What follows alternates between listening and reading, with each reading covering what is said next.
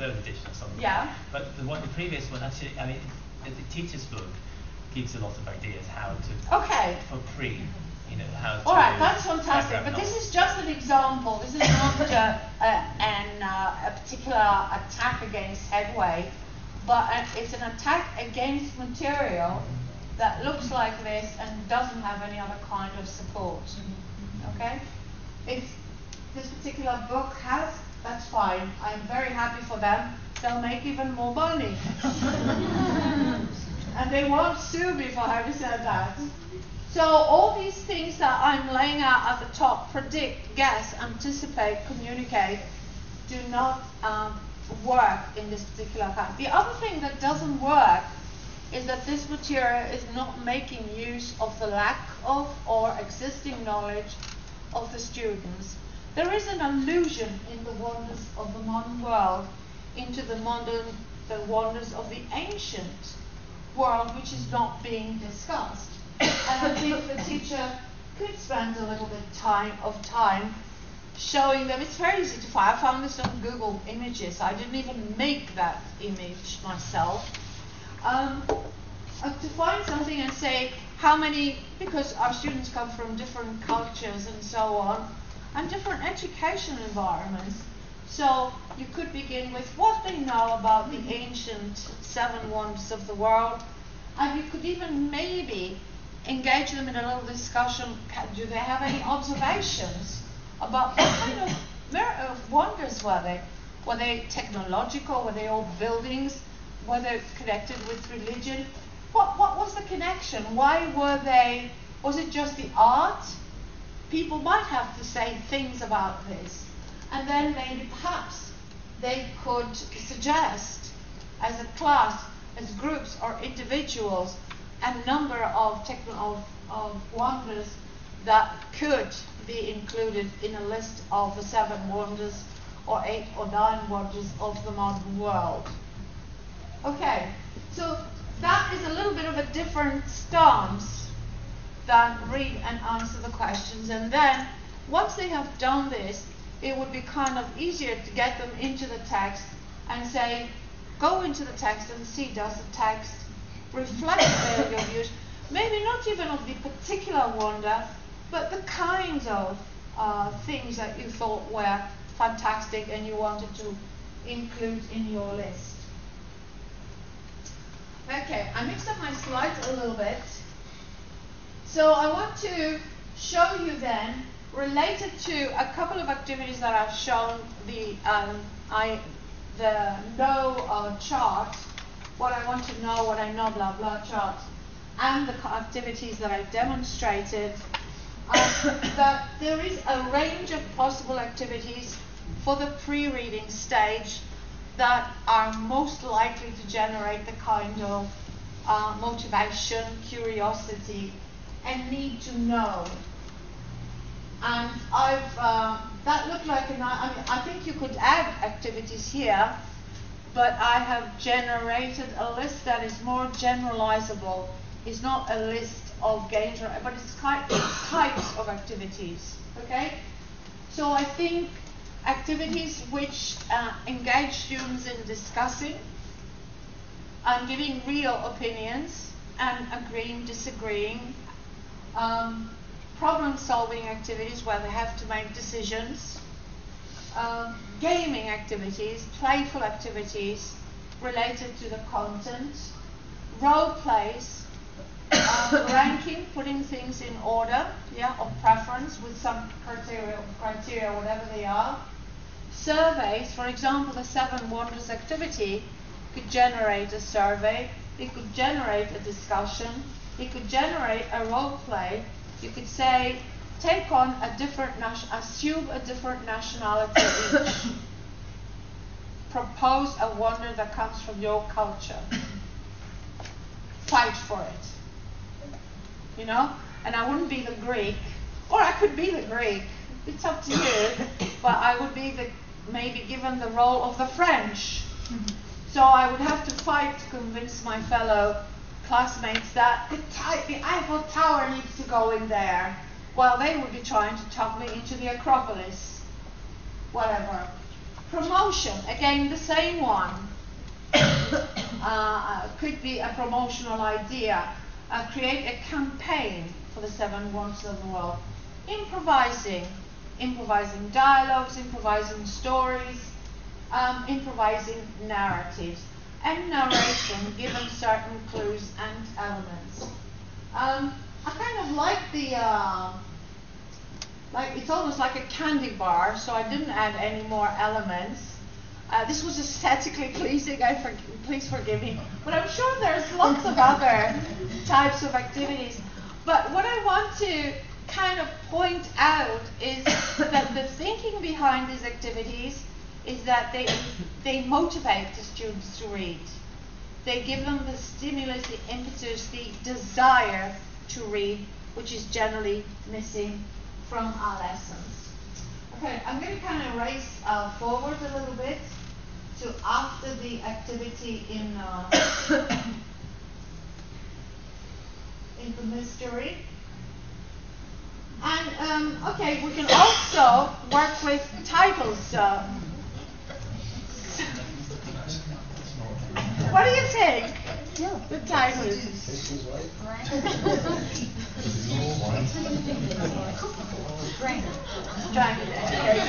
You're very demure. Some people are sniggering. Yeah. So what do you think the gap says? What is the word in the gap? Strangle. Cook dinner for. One word. Call. Understand. You're so nice. Did he achieve this? No. No. What word suggests that? Try to means he? Okay. Alright, I will reveal the title to you, which I might not to my class because I want you to brainstorm some ideas. So what do you think the missing word is? Kill. Poison. Okay. See, he tried 7 times and every time he failed. So I'm not going to ask you to do this activity, but just very briefly talk about it. So here is a great opportunity for students to brainstorm, not just what did he use each time, which will kind of revise or expand vocabulary, because they will need to learn vocabulary.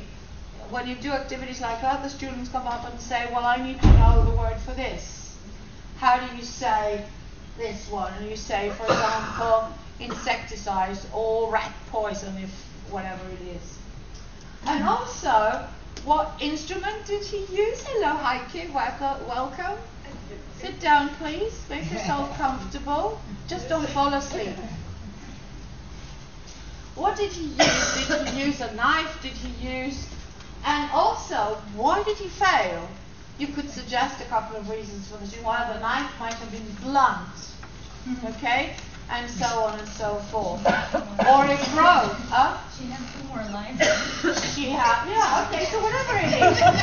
Now, why are you laughing? I missed the joke. Okay. All right, okay. Now, this kind of activity that I'm talking about now goes to the second word, or second keyword in my presentation, in the title of my presentation. We've been talking about motivation, but I also want to talk a little bit about creativity. Okay? So when the students are speculating about what kinds of reasons are responsible for her not making the killing or, achieving to kill his wife, they could imagine any reasons. And that stimulates language use, but it also stimulates the imagination and develops and gives learners practice in creative thinking skills. This is another very nice kind of question, activity that generates motivation and is very creative. And also, for those of you who are familiar with the methods and approaches, it looks at a more task-based approach towards language learning, where you have a text and you give the students some prompts or hints to discover the text from you. You don't give them the text, but you give them cues, and then you allow them questioning time, okay? So I'm going to show you some cues about a text, and I will allow you 1 minute of questions. I will answer all your questions, but after the end of this minute, you will have to guess what the text is about. What I would do then is show them the cues, and these are some picture cues and some phrases which I've thrown in a Wordle and which come up as this. And the students can look at them for a few minutes and generate questions such as, did somebody take a trip? did someone take a trip? Thank you. Yes, they did. I can only, I forgot to mention that I can only say yes or no, which was a pretty poor management on my part. Is it? Yes, it was a Rolls Royce. Did they take out a loan? Yes, they took out a loan. Did they go to London? They went to London. Yes, this person went to London. Was it his money? What, the loan? Oh, it was a loan. It was a loan, yes, I just answered that. That person took out a loan. Why did he? Was it? Is it worth a lot of money? What? The car, yes. What- It's a Rolls Royce. What did he put up as collateral?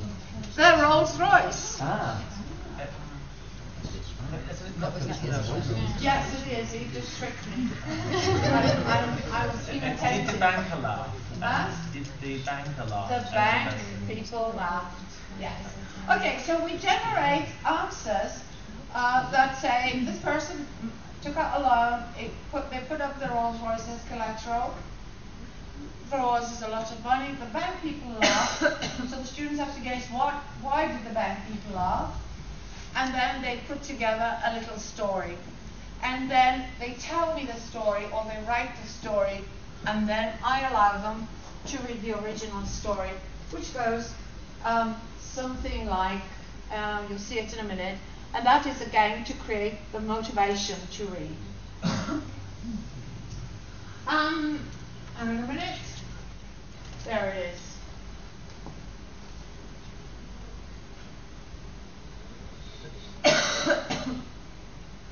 Okay? So the woman takes out a loan, leaves her Rolls as collateral, goes out on a trip. The bank realizes when she's gone that she didn't really need the loan. She comes back, she pays. They say, why did you pay? Because you parked my car for 2 weeks for £15. Where else can I do that? Okay, so that is motivation to read the text. The other reason also is to generate a little bit of a challenge in the students. The challenge to create text on their own. The challenge to play with language, which is not there in many types of reading lessons. I want to move on a little bit and kind of start thinking about maybe follow-up work. If this is something you can, if you want to use a little bit of technology as well in your lessons, you could ask them to use a voice thread to record their versions of the story and then send them even the story as an email to read at home. So the reading could be an email that you send to the students while you do all the prep work and all the motivational work in class. Okay? The reading actually doesn't have to be done in class. This one is an example of a voice thread where you invite the students to record their version when they go home. And then next time you can give them the text. Other activities you could do that are a little bit more challenging than the usual yes or no or true and false questions would be other things like get the students to find some pictures to illustrate the story. They could be real pictures, they could be Google images, or they could be even clip art images that they find. Or to blog about it. Okay, I want to more or less